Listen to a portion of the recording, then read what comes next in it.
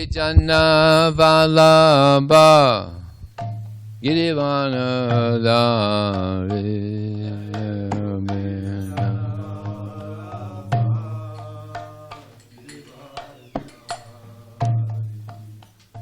Gopijana Vallabha Girivanadari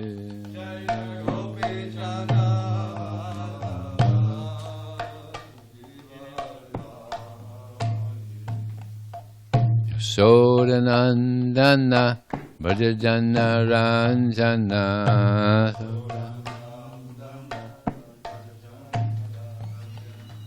Jasodanandana Brajajana Ranjana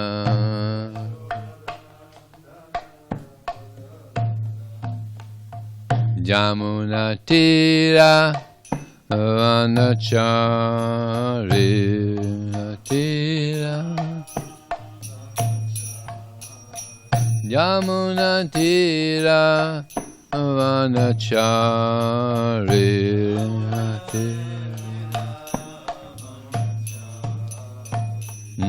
Jaya Radha Madhava Kunja Vihari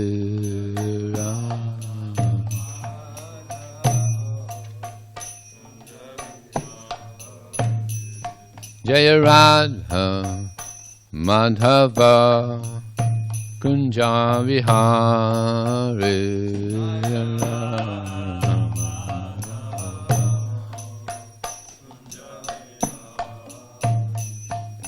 Gopi Jana Vallabha Girivanadari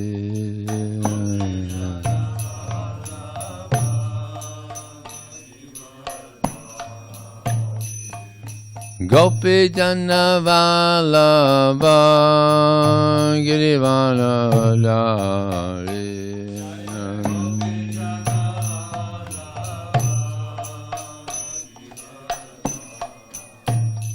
Sodanandana Brajajana Ranjana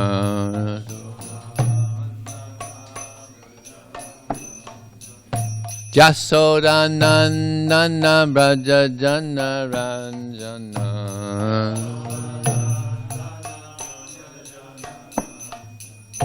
Jamuna Tira Vanachari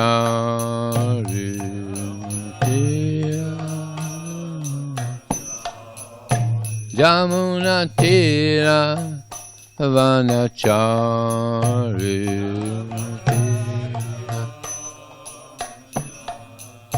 Jamuna Tira Vanachari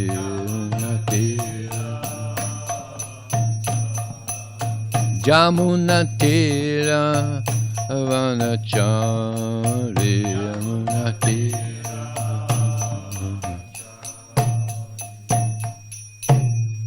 Jamispad Paramahansa Prabhupada Rishi His Divine Grace Srila A.C. Bhaktivinoda Swami Srila Prabhupada Ki Ananta Gaura Vaishnava Ki Jai Namacharya Srila Haridas Thakur Ki Jai ISKCON Founder Acharya Srila Prabhupada Ki Jai Prem Sika Ho Sri Krishna Chaitanya Prabhu Nityananda Shri Advaita Gadadhar Sri Vasati Gaura Bhaktivinoda Ki Jai Shri Radhakrishna Gopinath Shamakun Radhakun Giri Govardhan Ki Jai Shri Vrindavan Ki Jai Shri Maya Purnavadam Ki Jai Ganga Maya Ki Jai Jamuna Maya Ki Jai Tulsi Devi Ki Jai Bhakti Devi Ki Jai Samaveda Bhaktivinoda Ki Jai Transcendental Book Distribution Ki Jai Harinam Sankirtan Ki Jai Go Premanandi All glory some devotees, all glory some devotees, all glory some devotees, all glory Shishi Guru and Shri Gauranga.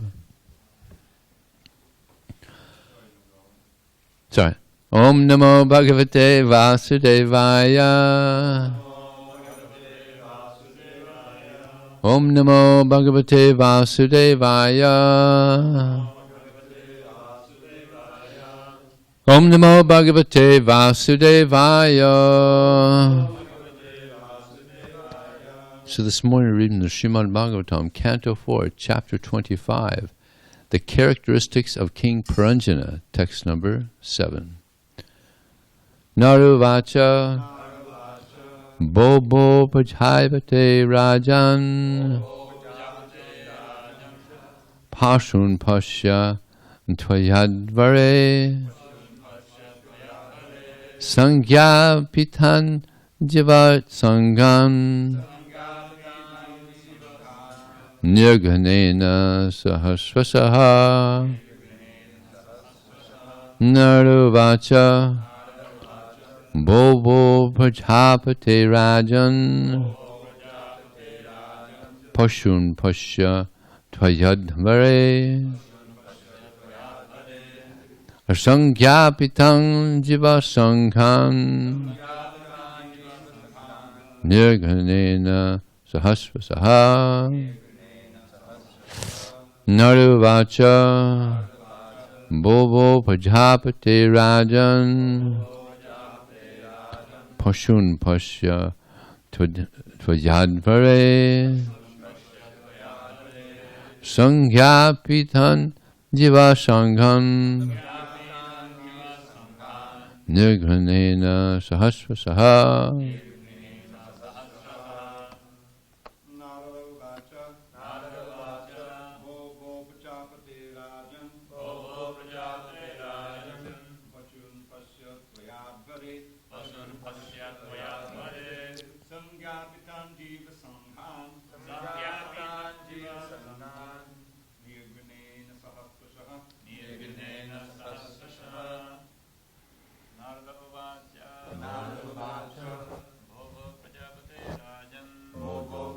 Rajan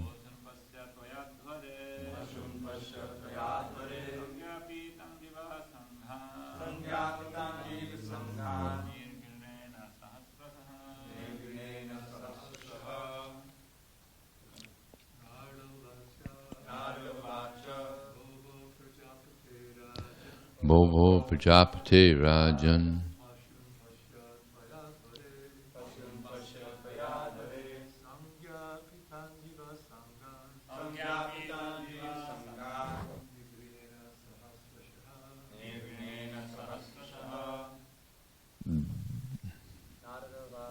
Naravacha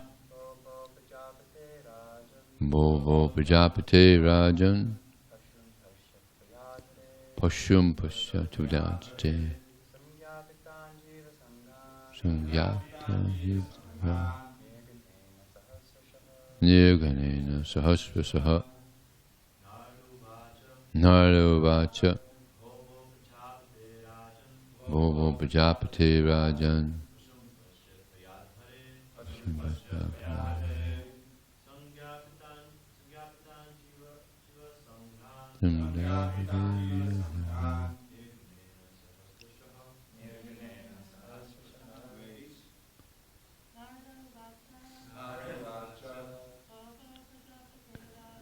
Bobo Prajapate Rajan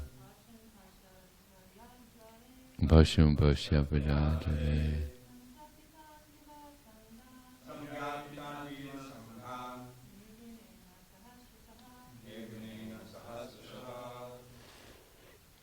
Naruvacha, the great sage Narada replied, Bobo, hello. So now we know how to say hello in Sanskrit. Bobo. Prajapate, O ruler of the citizens. Rajan, O king. Pashun, animals. Pasya, please see. Tvaya, by you. Advare, in the sacrifice. Sangyapitan, killed. Jiva Sanghan, groups of animals. Nirganena, without pity. Sahasrasaha, in thousands.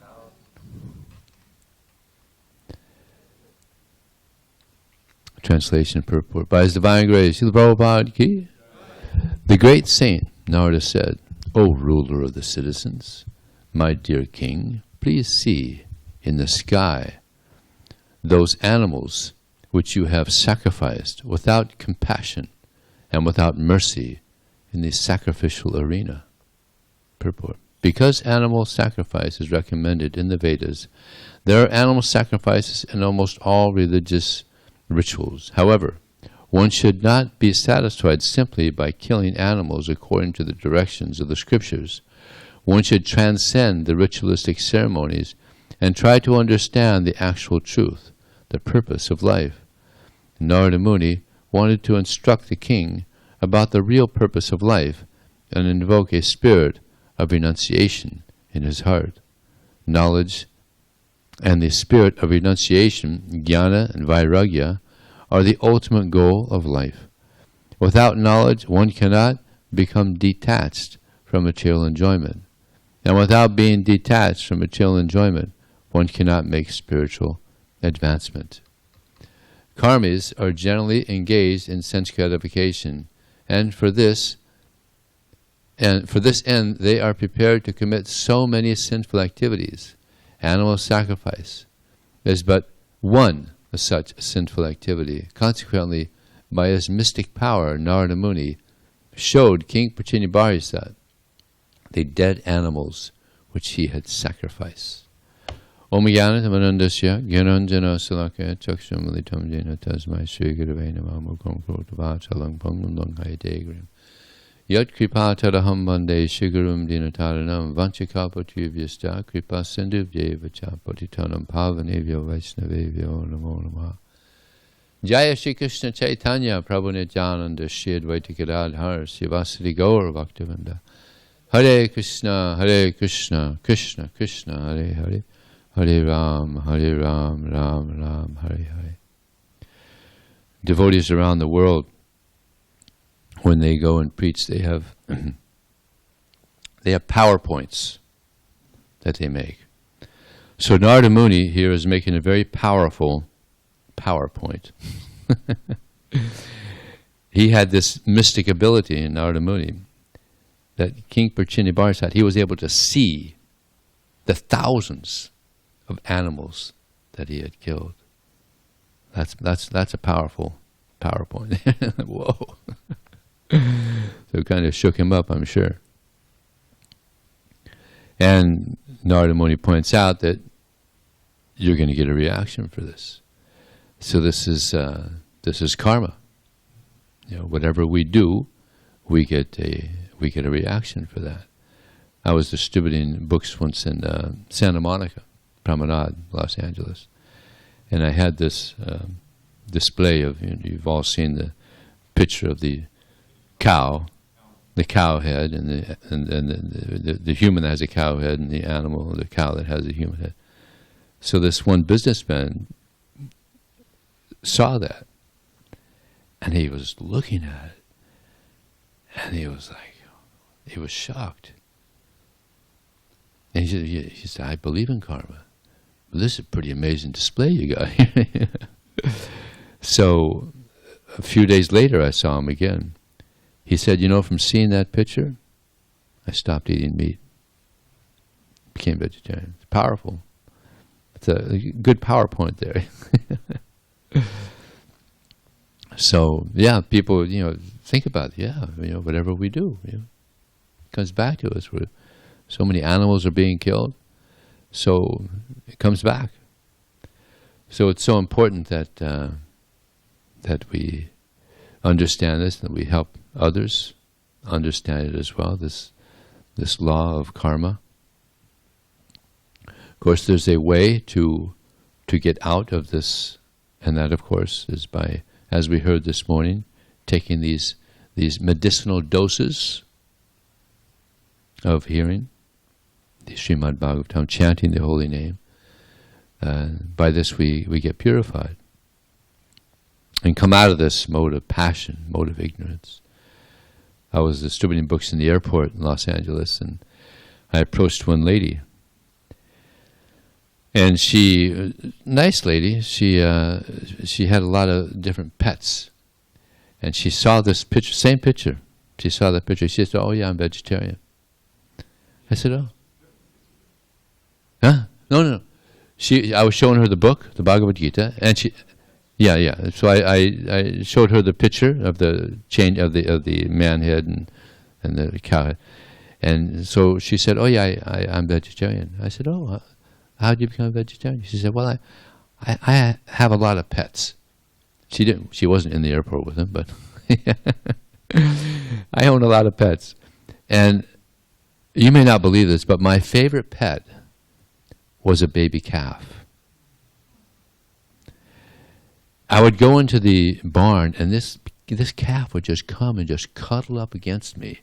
So affectionate.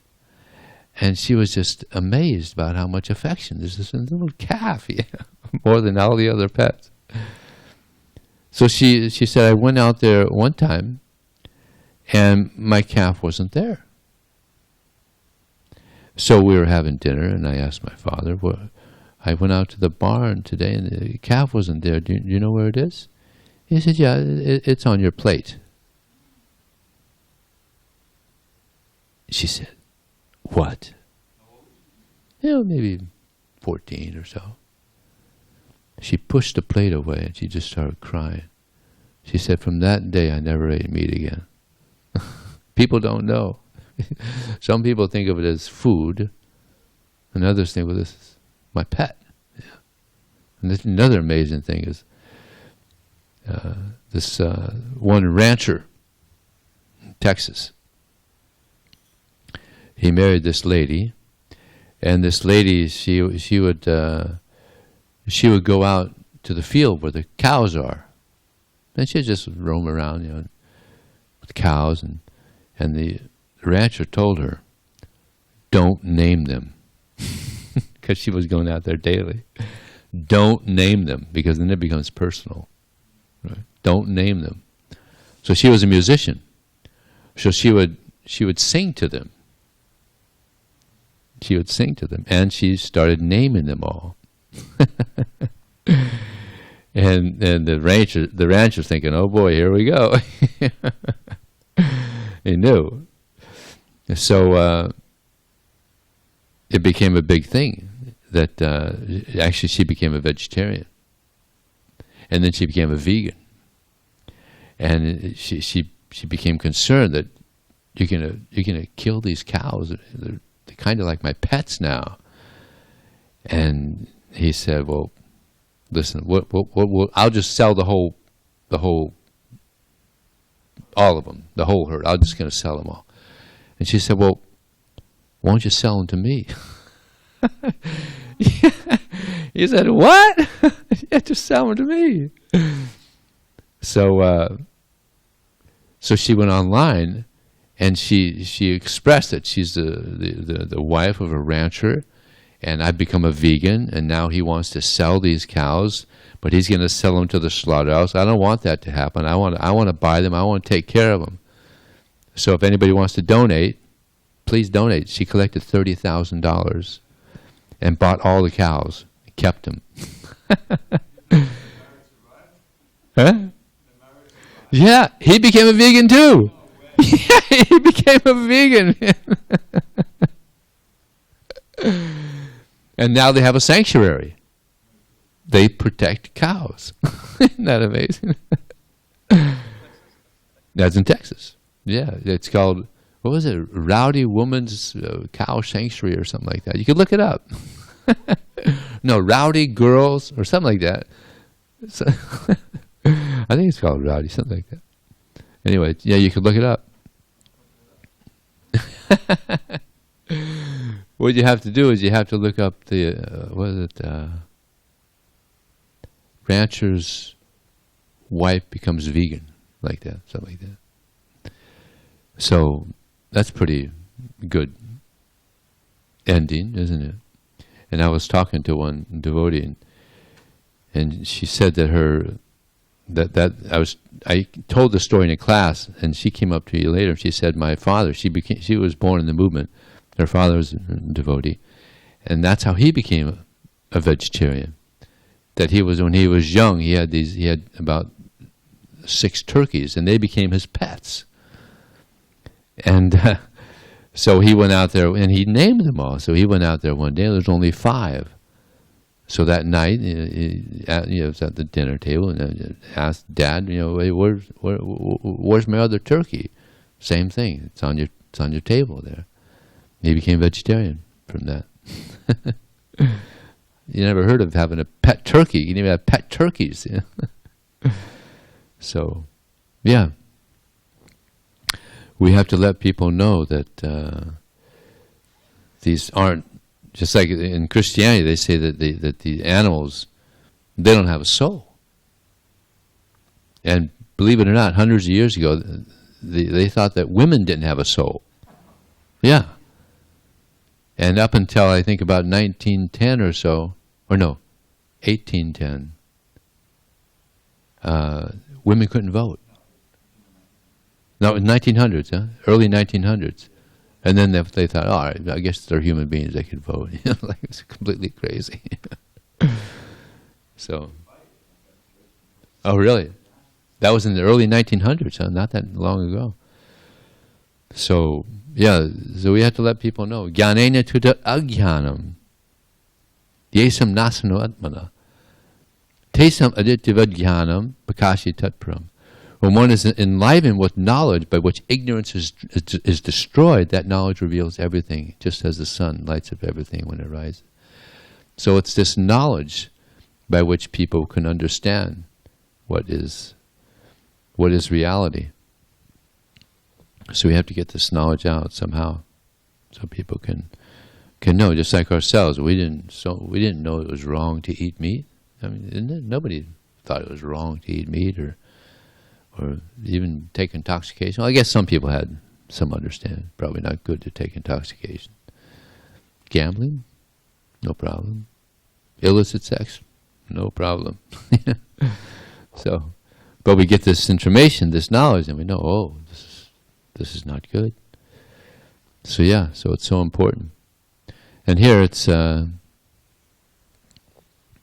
a verse in the srimadbhagavatam. Nibhitatar sar upagiyamana bhavaushas chotamad omirama ka uttama shloka gunanama pumang virajeti vadam prashugnat. The glorification of the Supreme Lord is relished by those who are no longer interested in the illusory, temporary satisfaction of this world. And this glorification of Krishna, this is the medicine that can cure the disease of materialism. And who will not want to hear this? The butchers, the animal killers, and those who want to kill their own selves. Those are the only ones. Those are the ones that don't want to hear such glorification.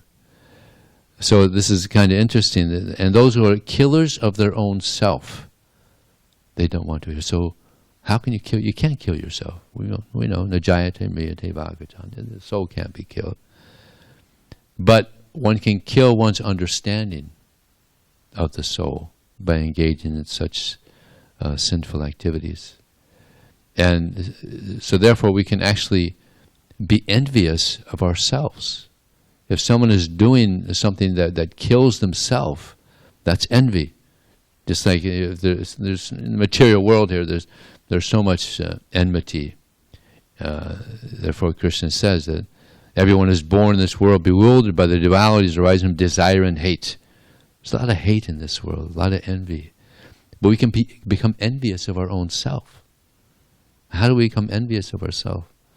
If we do things that are not good for ourselves, then that's envy of ourselves, right?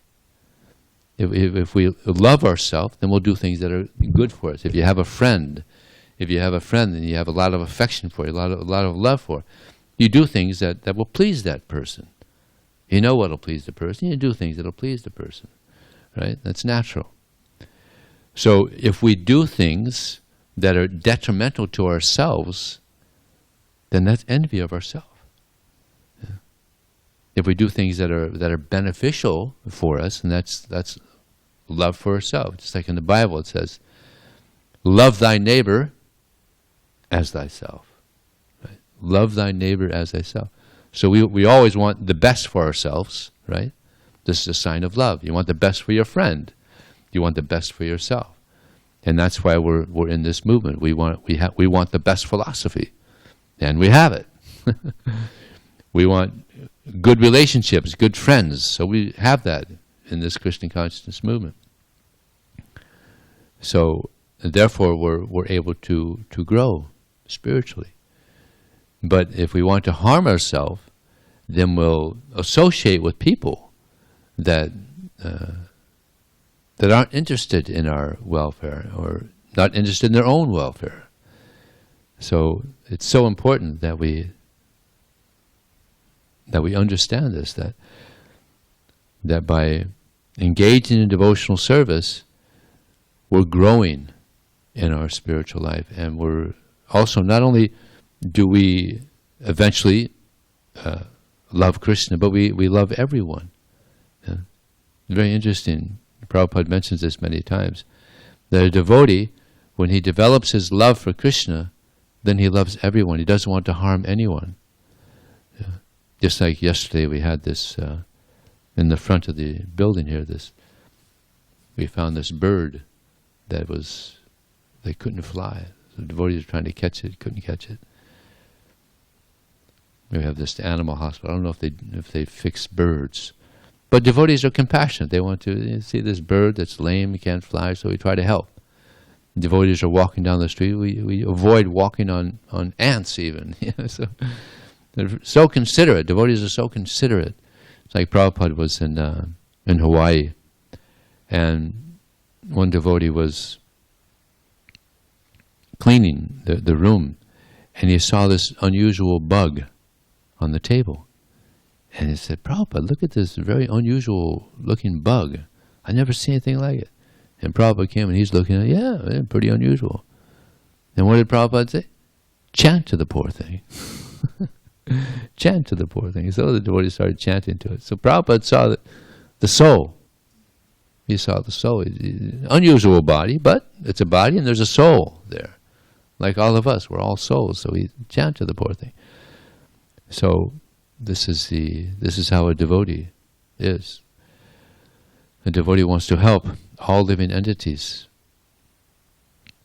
Now karma is there, and by taking to devotional service, we're able to overcome this karma. And a devotee thinks that whenever there's some reaction, he thinks that it's actually the mercy of Krishna. And therefore, there's a very important verse that Prabhupada said is the guide for all devotees of Krishna. Tatena kampang susamik samano bunjana ivat mikutam vipakam hridvag porvirvadham namaste jiveta yamukti padesa dvayavak. This is Lord Brahma. He says, always seeking your compassion, thus tolerating all difficulties as being due to his own past activities, and serving you with his mind, body, and words, such a devotee is eligible to inherit the kingdom of God. So Prabhupada says this is the guide for all devotees. So who here wants the compassion of Krishna? Yeah, we all want the compassion of Krishna.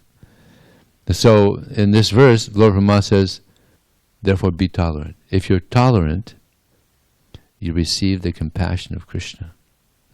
So therefore this is so important. Therefore tattena janadapi sunichena. Krishnadas Kaviraj says this verse is so important, it should be worn around one's neck. There's no other verse that he said that about. Yeah, so it's so important to be tolerant. And a devotee thinks if there is some reversal, then he thinks, well, it's due to something I did. Something that I did. Therefore I'm receiving this reversal. And he also thinks that actually I deserved much worse, but Krishna's so kind, he's minimizing the reaction. I deserve much worse, but Krishna's so kind, he's minimized it. So this is how a devotee thinks, and we should think like this.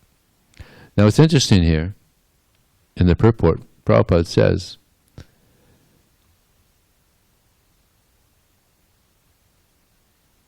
knowledge and the spirit of renunciation are the ultimate goal of life.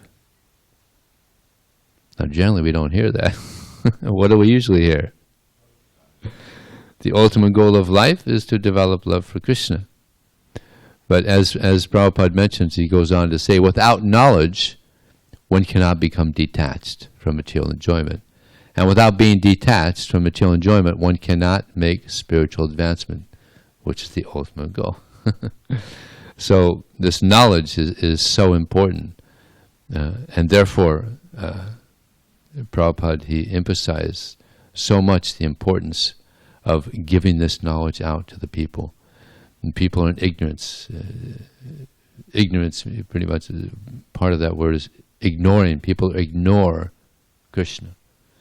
So by this knowledge, people can understand that they're spirit soul, they're part of Krishna, eternal servants of Krishna, and this will help them get closer to Krishna. And by that knowledge, eventually they develop some renunciation. Tachitradhana munyo jnana vairagya yuktya pasyat yatmedi chatmanam bhakti shrutta grihitya. That the seriously inquisitive sage, well equipped with knowledge and and renunciation, he engages in devotional service according to what he has heard from the Vedanta Shruti, from the Vedas. So this knowledge is so important because it changes people's lives. Just like in Russia, was it who was it that wrote the book on communism? Karl Marx.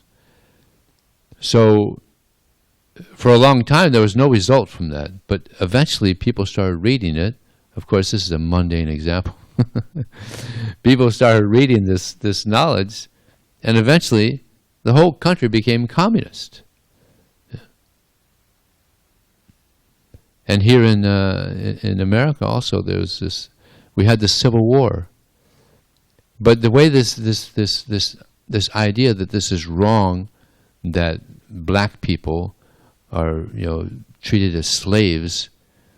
The way that people woke up and started understanding this is wrong, there was some leaflet distribution, and people started thinking about this. Yeah, this is wrong.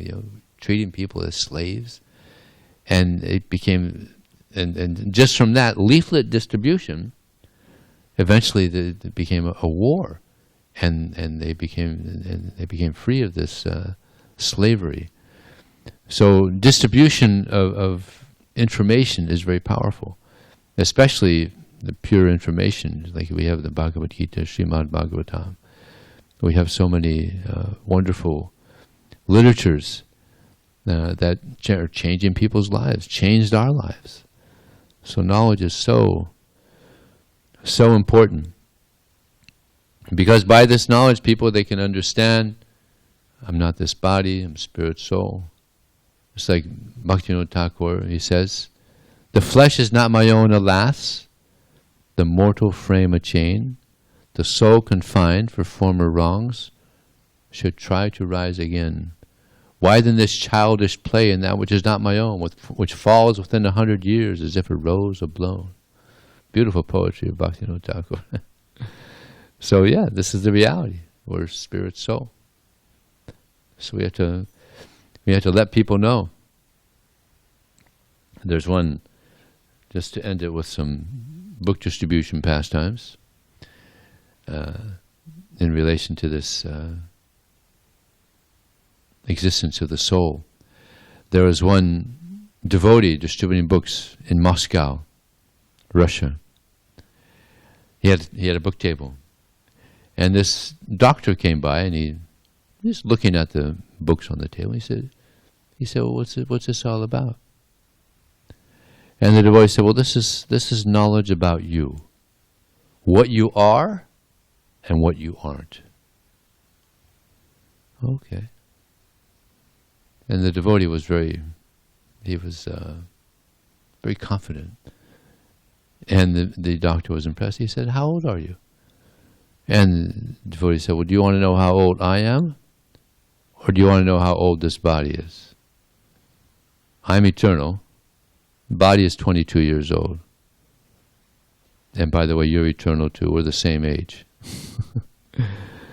So the man was impressed. Just in just 1 minute conversation, he bought a book, Bhagavad Gita, some other books. So 2 months later, he's visiting the temple. He becomes a devotee. He's a doctor. He gave up his practice, became a book distributor, still distributing books. Well, I don't know. This conversation took place. I think it was like 2000 or so, something like that. So these books are powerful. I was distributing books in Washington, going around a university, and I was distributing this book, Second Chance. So the way I distribute books, I show the pictures. So I was, in that book, Second Chance, there's a picture of the person on a bed, and he's having an out-of-body experience. He's looking down on his body. And I showed this to one student, and he said, "That happened to me." I said, "What, really? What happened?" He said, I live in a house where there's 2 stories, and I fell down the stairs, tumbling down the stairs, and I became unconscious. And my family members are coming, they're trying to wake me up, and I was looking down at them. I could see the whole thing, and I was like, wow, this is cool. But I never knew what it was. So I said, well, this book will explain. What that was your subtle body, your mind, your intelligence, your ego. That's your subtle body. And what you were looking down on, that was your gross body. So now you know there's a difference between the subtle and the gross body. I said, oh, very nice. So of course he took the book and gave a donation. We kept in touch. So, yeah. So many things people don't know that we, fortunately, have come across. So we have to let people know about this. Hopefully this pandemic will end soon. So any question or comment? Okay, here we have Vaikuntha. Oh yeah.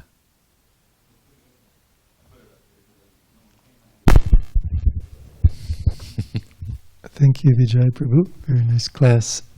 The point Srila Prabhupada was mentioning, and you were explaining further about, I believe it was knowledge and renunciation kind of being key in our devotional service, because on that basis we engage in the devotional activities properly.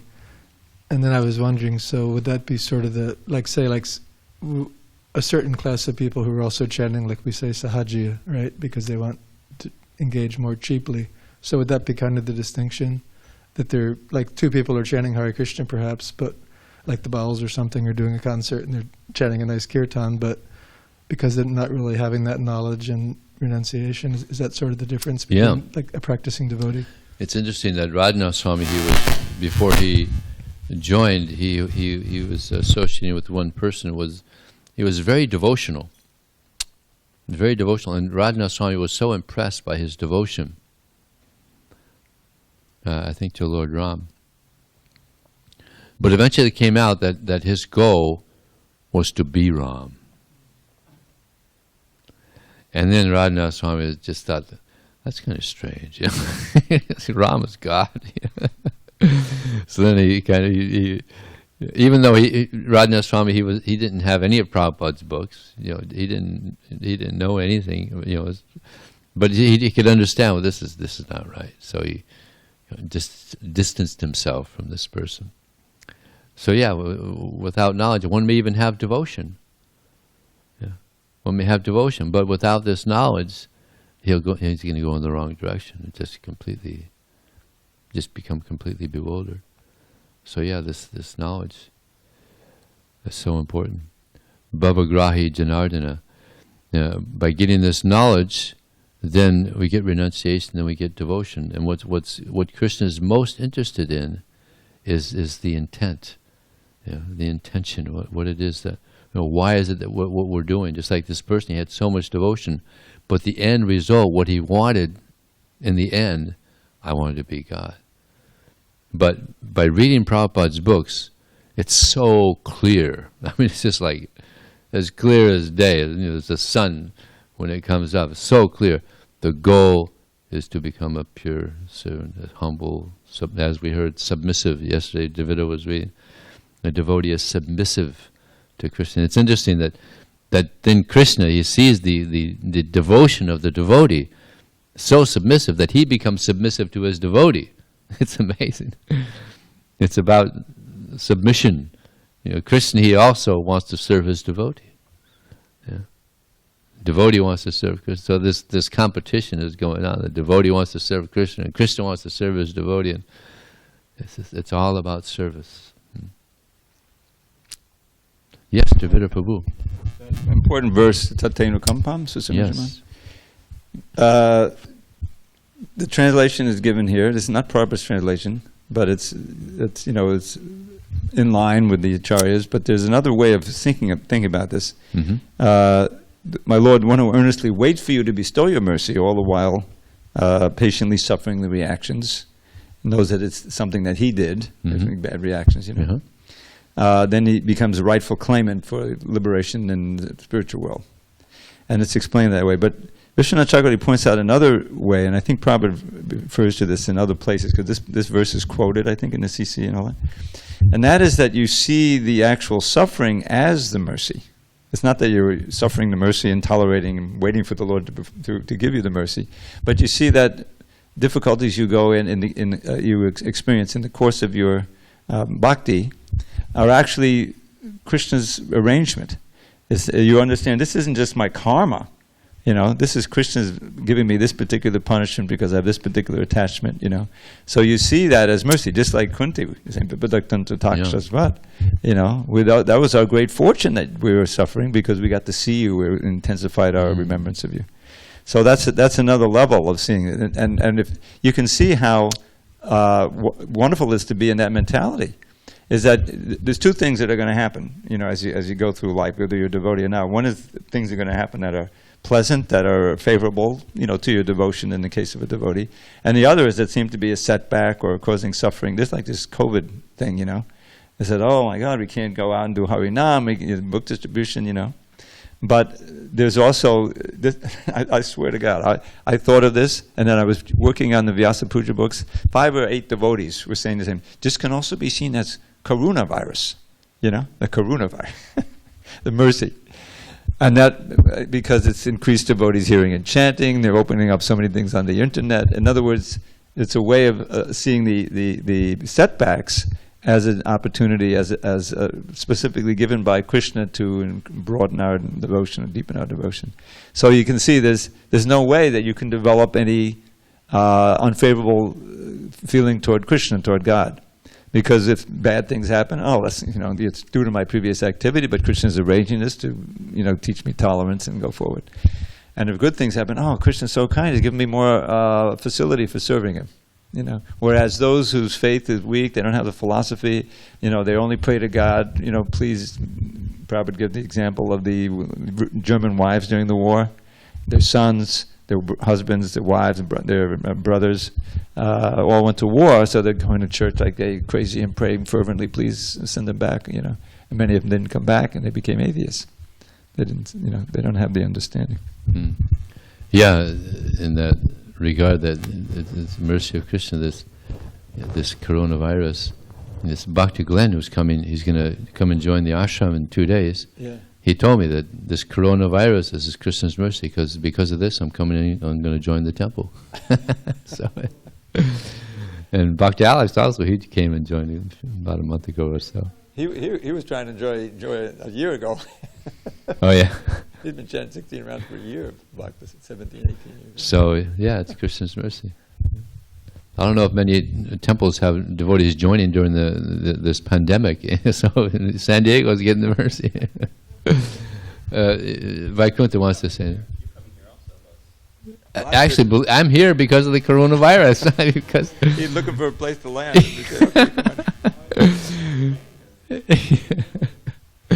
Yeah, Savas is very strict about it. He only wanted people to go back to the LA temple that were full time, and I'm a part time in LA at the LA temple, so I couldn't stay there. The first thing was he called up, lit up from Chicago.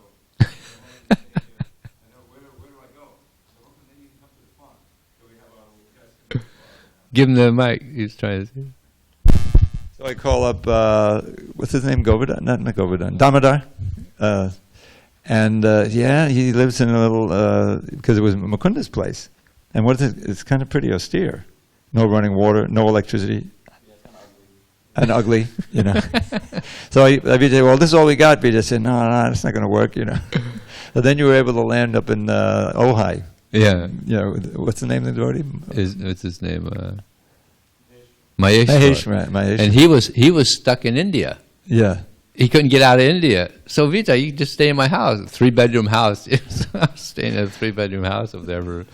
Then he got out of there and he came back for 3 weeks, and then I didn't know where to go. So then the devotees here said, "Well, you come down to SanDiego." Yeah. I asked Maharaj. He said, "Yeah, you have to do this after this. Where to go." I had to be in quarantine for 2 weeks. Yeah. But now he's got a room here, it's a quiet room. But then I'm staying here, and I thought, hey, this is better than that. I'll just stay here. So this is base, but you travel like 7 months of the year. I travel a lot. Well, we'll see if that actually comes up. Yeah, let's see what happens this time. Jeez, who knows? Did you want to say something? One thing more. Go ahead.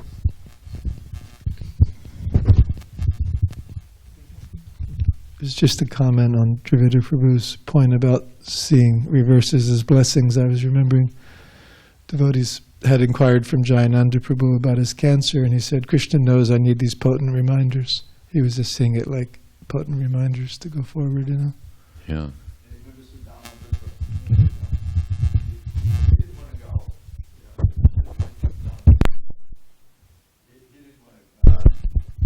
He wasn't anxious, he was fine, skinny. Sudama, yeah. Sudama, Brahman. But his wife felt, why did you go, This is, Krishna's your friend. I heard he's, he got all these palaces, So he's, on her behalf, in other words, for her, he went, right? Then he does this whole thing, he comes into this palace, with all the gold and the ivory, and there's a goddess of fortune. I can't give him this little chip rice, there's no way. But Krishna, he finds it and he eats it, and then Rukmini takes him. And so, and then he leaves and he said, well, Krishna, he knows my mentality. He didn't give me anything. He's so kind because he knew I would have got too attached. And even when he gets home, and he was so strong, he used it in Krishna's service. It didn't affect him. That's the idea. Srila Prabhupada ki? Yeah.